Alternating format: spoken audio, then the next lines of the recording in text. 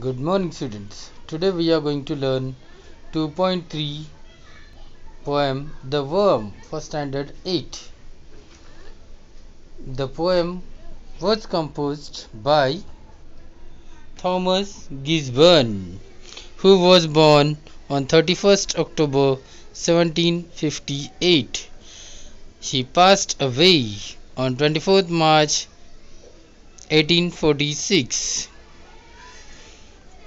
He was an Anglican priest and poet. Through this poem, the poet has explained us that we should respect all the living creatures. See the first stanza. Turn, turn thy hasty foot aside, nor crush that helpless worm. The frame thy scornful looks deride required a god to form. It means, the poet says, in this poem the poet tells the reader who is in a hurry, in a haste, to turn his foot aside, so that he does not crush the helpless worm. The reader may be filled with scorn and hatred for the worm, but it was created by God. So the poet says in the first stanza that though you hate such type of insects, creatures, but they are also created by God, because God required them on the earth. That's why the God has created them. The poet tells us through the first stanza that we should take care of them. See the meanings of difficult words from this stanza. And in the first stanza, there are 4 lines.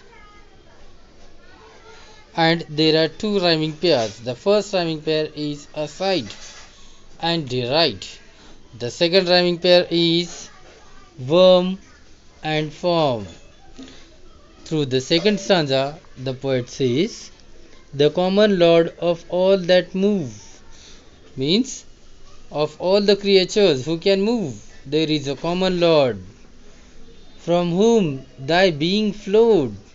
So thy is an archaic word, a portion of his boundless love. His is used for the Almighty God on that poor worm bestowed. Bestowed means given as a gift, and thy being means your life, existence. So see the meaning of the second stanza. The poet says, the same God who made human beings and all other things that move has also given a portion of his unlimited love. Boundless love means unlimited love to the poor worm. In the second stanza also there are 4 lines and 2 rhyming pairs. First rhyming pair is move and love. Second rhyming pair is flowed and bestowed. Through this stanza, the poet said that the God has a boundless love for both. See the third stanza. The sun, the moon, the stars, he made to all his creatures free, and spreads over the grassy blade for worms as well as thee. Thee means you. In the third stanza, the poet says, God has given the sun, the moon, and the stars free to all the creatures he created. The grass that grows over the earth was made for worms as well as for human beings. So God has created such type of creatures. See the last stanza. Let them enjoy their little day. their lowly bliss received. So lowly means humble, that is simple. Bliss means joy, pleasure, that is happiness. And in the last two lines, the poet addresses directly to the reader by saying, "Oh, do not lightly take away the life thou canst not give."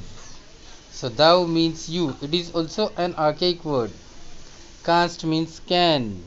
In the last stanza, the poet urges the reader to allow the worms to enjoy their brief life with its humble pleasures.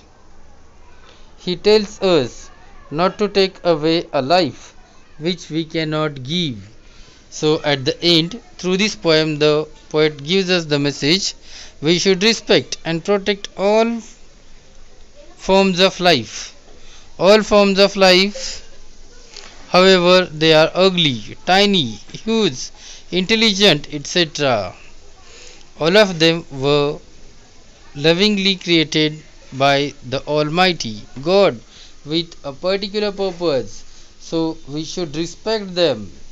We should not disturb them. And in the last two lines, the poet says, we don't have any kind of right to take away their life, which we cannot return to such type of small creatures.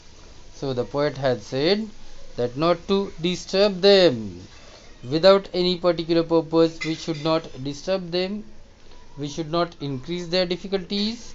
The God has created them. The same God who created us has created such type of all insects, all creatures. Therefore we should respect them, we should honor them. Thank you.